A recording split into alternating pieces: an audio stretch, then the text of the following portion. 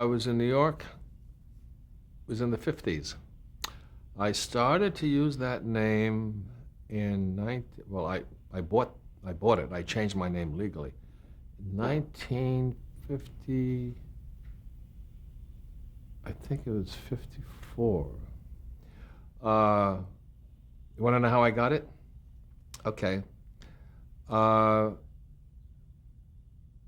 I had a teacher in college from Yale University. His name was Beatrice MacLeod. And she was the second in command in the drama department at Ithaca. And she was the most wonderful woman. She was the brightest, the kindest, the fairest to the students, and the most inspirational for me. Her husband was the head of the psychology department at Cornell. And because I was on a scholarship, she sort of took me under her wing. But as she said, subsequently, she said, I never did anything for you I didn't do for anybody else. I said, but for me, it was very special. I would go up and clean the windows of their home, and do the hedges, the same old stuff I did when I was 13. And it just helped me get through school, give me some extra spending money. But as a teacher, as a director, she was from Yale, and she directed with flags. I had never seen that Tyrone Guthrie did. I never saw that before. And the other teacher, Eugene R. Wood, the head of the department, used to come from the inside out, Stanislavski, Boleslavski, that whole, the antithesis. So I was given both techniques of awareness of how to direct.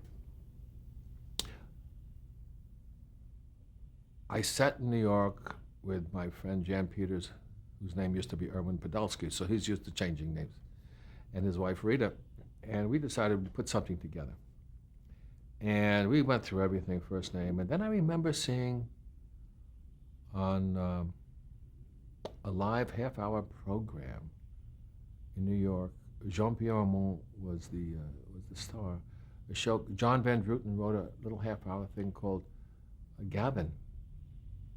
And the story of Gavin was that all you knew was this Jean-Pierre Armand and his wife were having this big party. And they had all these trophies on their fireplace mantle.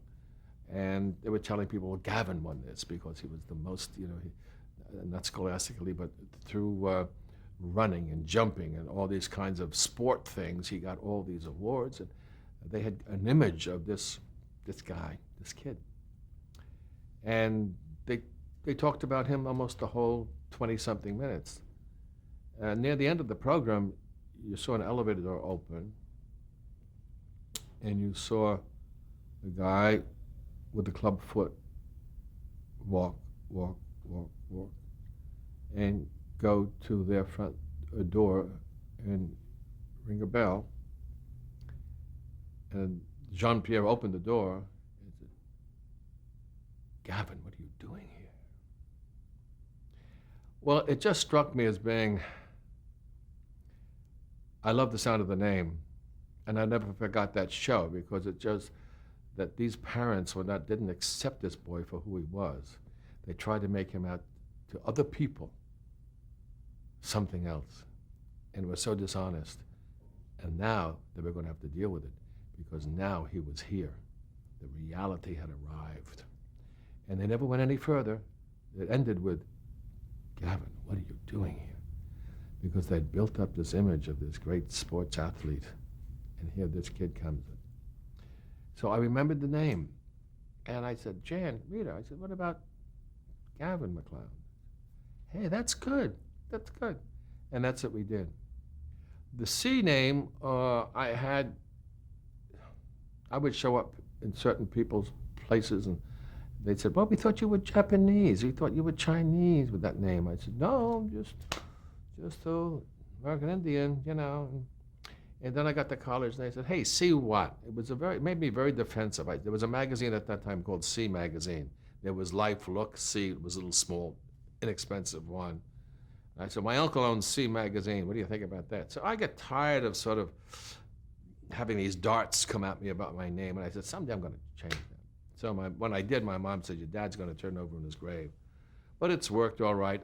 Had I known it was so difficult for people to spell and pronounce, I never would have chosen it, but I did it for Mrs. MacLeod. I just loved Mrs. MacLeod, and I finally got to see her again twice since then.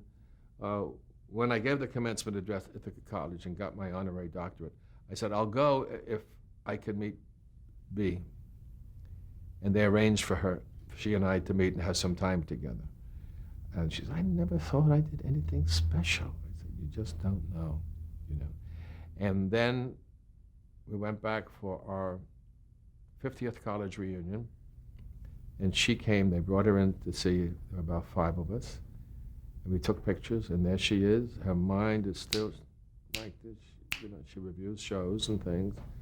She's in the home for the old elderly, and a lot of hugs and kisses.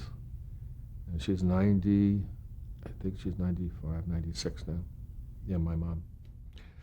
So that's how that all happened, and it cost $600.